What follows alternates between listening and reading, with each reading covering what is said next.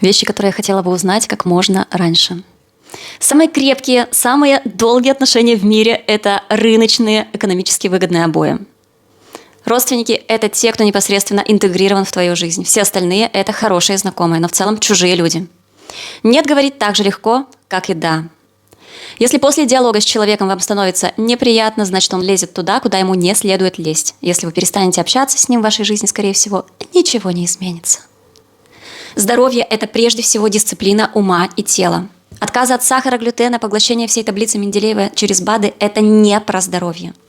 Большинство людей никогда не смогут достичь поставленных целей, так как они никогда ничего для своих целей не сделают. Твой настоящий друг – это тот, кто с тобой в радости. Жалеть и самоутверждаться легко, а вот искренне порадоваться за близкого человека не каждому под силу. Закрыть неинтересную книгу можно на любой странице. Я сейчас не про книгу. Всего вам хорошего.